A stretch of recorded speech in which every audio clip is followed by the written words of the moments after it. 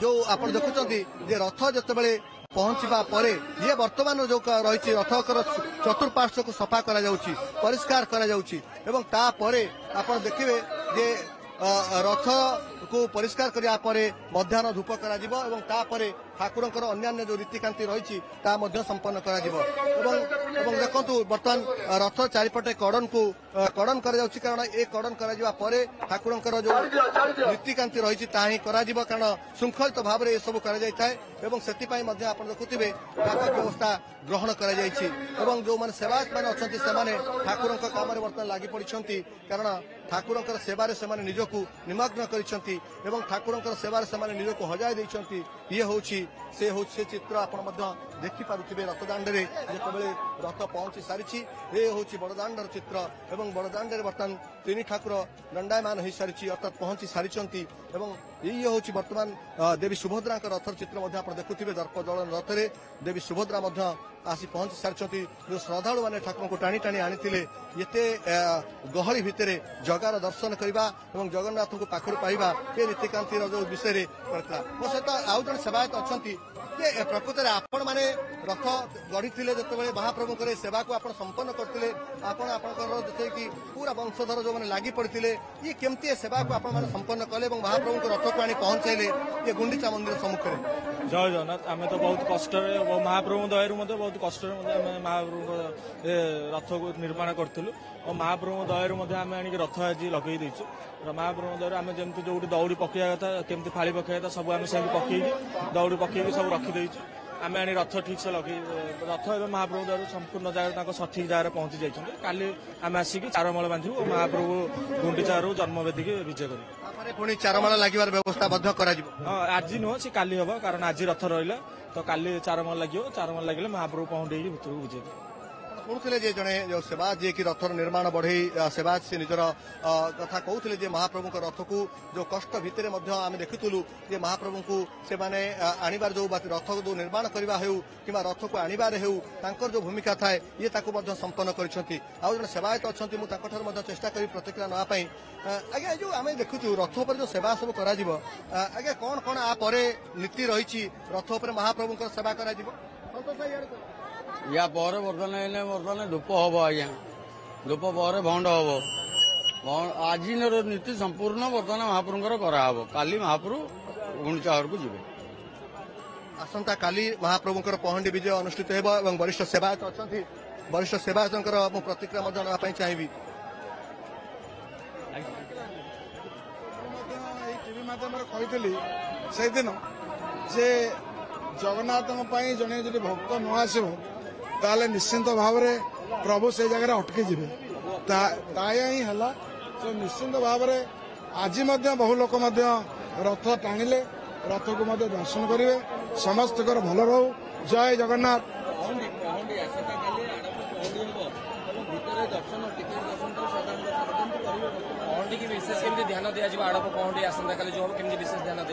काली पहंडी संपूर्ण भाव में आपण मैंने जानीते सब सब धन्यवाद देवी मोर दयितापति भाई मान को जो मोटे कमिटी मध्यम करेली जे प्रभुंर केमती समस्त रही जगन्नाथ को पहंडी करा जाए सेटा ही काली समस्त रहा से पहंडी काली व्यवस्था है निश्चिंत भाव में सब सहित मान सहयोग रही महाप्रभु से बसला जावापर आज केमती पहंडी करा 8टा बेल डाक समस्त की भाई मान को प्रत्येक रथर जो मैंने आसती समस्त नहीं काली जमती कौन से असुविधा न हो से प्रशासक को जहाँ जहाँ जिनस दरकार पहंडी पूर्वर ताकू जगै देवा मत कहुई निश्चिंत भाव में जगन्नाथ काम ठीक द्वितीय कथा हूँ दर्शन जो तार 2 रकम व्यवस्था कराई गोटे है स्पेशल भाव में टिकट दर्शन रही आउ गोटे साणमेला दर्शन रही जो कि कौन से भक्त असुविधार सम्मुखीन हे बारिकेड पाखे टिकेट काउंटर रो कि जो मैंने चाहिए से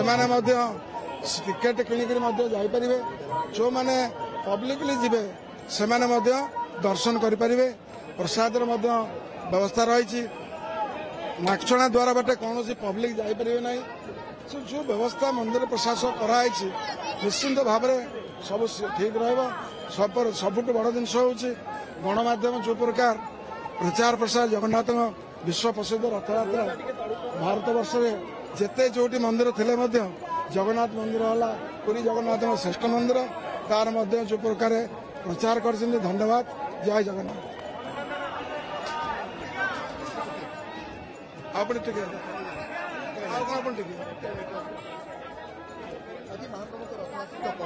এবং পরে কোন নীতিকান্তি রয়েছে রথ উপরে এবং এই নীতিকান্তি কিভাবে ভাবে সম্পন্ন করা যাব? নীতিকান্তি তো যেমতি রথ উপরে হওয়া কথা সমস্ত করা যাব। এইনে মধ্য ব্যবস্থা করা হচ্ছে কেমতি মহাপ্রভুଙ୍କର ভোগ হব কারণ সমস্ত সরি যাইছি আমার মহাপ্রভুଙ୍କର পণ্ডিত অবকাশ আଳତି ଏସବୁ ସରିଯାଇଛି। ନିଶ୍ଚିନ୍ତ ଭାବରେ ସମସ୍ତ କାର୍ଯ୍ୟ ଠିକ ଭାବରେ ଚାଲିବ। ଆସନ୍ତା କାଲି ସମସ୍ତଙ୍କର ଇଚ୍ଛା ଥିଲା ମହାପ୍ରଭୁଙ୍କ ରଥ ଚାଲିଥାନ୍ତା କିନ୍ତୁ କାହିଁକି ବିଳମ୍ବ ହେଲା କଣ ପାଇଁ ଆସିପାରିଲାନି ତା ପଛରେ କଣ କାରଣ ହେଇପାରେ ଆପଣ କଣ ଅନୁଭବ କାରଣ ଆପଣ ବହୁତ ଦିନ ଧରି ସେବାରେ ଅଛନ୍ତି ଆପଣ ହିଁ ବେଶୀ ଭଲ ଭାବରେ ଅନୁଭବ କରିପାରୁଥିବେ। ବହୁତ କାରଣ ଅଛି। ମୁଁ ମଧ୍ୟ କାଲି ମଧ୍ୟ କହିଥିଲି ଯେତେବେଳେ ପର୍ଯ୍ୟନ୍ତ ଜଗନ୍ନାଥ ନ ଚାହିଁବେ ସେତେବେଳେ ପର୍ଯ୍ୟନ୍ତ ରଥ ଲାଗିପାରିବନି। ଭକ୍ତର ଭଗବାନ ଇଏ ଜଗନ୍ନାଥ ଯଦି ଚାହିଁଲେ କଣ ଯେ ଗୋଟେ ଭକ୍ତ ପାଇଁ ଜଗନ୍ନାଥ ଅପେକ୍ଷା କରନ୍ତି ସେଇଟା ହିଁ କାଲି ଯାହା କୁହାହେଇଥିଲା କାଲି ମଧ୍ୟ ସେୟା କାର୍ଯ୍ୟକାରୀ ହେଲା। ଯେତେ ଚେଷ୍ଟା କଲେ କଣ ସେ ନ ଚାହିଁଲେ କିଛି ହେଇପାରିବ କି ସେଇଆ ହିଁ ହେଇଛି।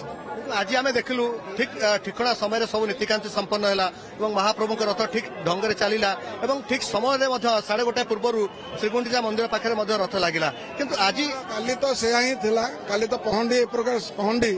ବୋଧେ ଦୀର୍ଘ 50 ବର୍ଷ ଭିତରେ ଏମିତି ପହଣ୍ଡି ହେଇନାହିଁ। ସେ ପହଣ୍ଡି ହେଇକରି ମଧ୍ୟ ଆସିଛନ୍ତି ଯୋଉଠି ନୀତି ରୀତି ରହିଲା ଛେରାପରା ରହିଲା ଶଙ୍କରାଚାର୍ଯ୍ୟ ଆସିଲେ ବିଭିନ୍ନ ନୀତି ରହିଲା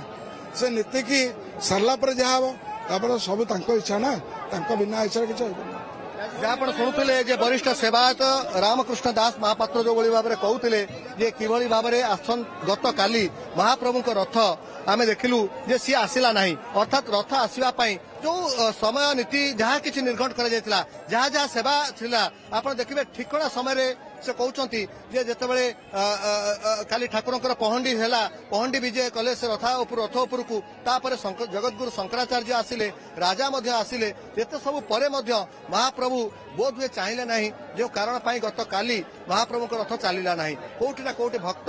ଭାବରେ ବନ୍ଧା ହେଇଥିବା ମହାପ୍ରଭୁଙ୍କ ରଥ ତେଣୁ ସିଏ ଭକ୍ତ ଯେତେବେଳେ ଆସି ହୁଏତ ଭଗବାନଙ୍କ ପାଖରେ ପହଞ୍ଚି ପାରିନାହିଁ। ମହାପ୍ରଭୁଙ୍କର ଇଚ୍ଛା ଏବଂ ମହାପ୍ରଭୁଙ୍କ ଇଚ୍ଛା ଯଦି ନଥିଲା ରଥ ବା ଗଡ଼ିବ କେମିତି ଆଜି ମହାପ୍ରଭୁଙ୍କର ଇଚ୍ଛା ଏବଂ ରଥ ଧୀରେ ଧୀରେ ଗଡ଼ିବା ଆରମ୍ଭ କଲା। 3 ରଥ ବର୍ତ୍ତମାନ ଶରଧା ବାଲିରେ ବିରାଜମାନ କରିଛନ୍ତି। ଫେରିବି ଆପଣଙ୍କ ପାଖକୁ ପରବର୍ତ୍ତୀ ସମୟରେ ରଶ୍ମି ରଞ୍ଜନ ଧନ୍ୟବାଦ ବର୍ତ୍ତମାନ ପାଇଁ ଅଧିକ ଆଲୋଚନା କରିବା ଆମ ସହିତ ଉପସ୍ଥିତ ଅଛନ୍ତି ଯେହେତୁ ଡକ୍ଟର ଅଭିରାମ ଶତପଥୀ ମହୋଦୟ ଯାହା ପୂର୍ବରୁ ମଧ୍ୟ ଆପଣ କହୁଥିଲେ ଯେ ମହାପ୍ରଭୁଙ୍କ ଇଚ୍ଛା ବିନା ପତ୍ର ବି ହଲେନି ଏବଂ ଆଜି ମହାପ୍ରଭୁଙ୍କ ଇଚ୍ଛା ପରେ 3 ରଥ ବର୍ତ୍ତମାନ ଶରଧା ବାଲିରେ ଲାଗି ସାରିଛନ୍ତି। ମଧ୍ୟାହ୍ନ ଧୂପ ଆଳତି ଏସବୁ ବୋଧହୁଏ ଆରମ୍ଭ ହୋଇଯିବ। ସେତ ଭକତ ଭାବରେ ବନ୍ଧାରେ ସେତ ଭକତ ଜୀବନ ଧନ ଭକତ ତୋ ପିତା ମାତା ଭକତ ତୋ ବନ୍ଧୁ ଭକତ ନିମନ୍ତେ ତୋର ନାମ କୃପା ସିନ୍ଧୁ ଏକା ତୁ ଭକତ ଜୀବନ। ତେଣୁ ଭକ୍ତ ପାଇଁ ପ୍ରଭୁ ସମସ୍ତ କାର୍ଯ୍ୟ ସମ୍ପାଦନ କରନ୍ତି। ଆମେ ଯେତେ ଆଲୋଚନା କରୁଛେ ସବୁ ଆଲୋଚନାର ନିର୍ଯାସ ଗୂଢ଼ ନିର୍ଯାସ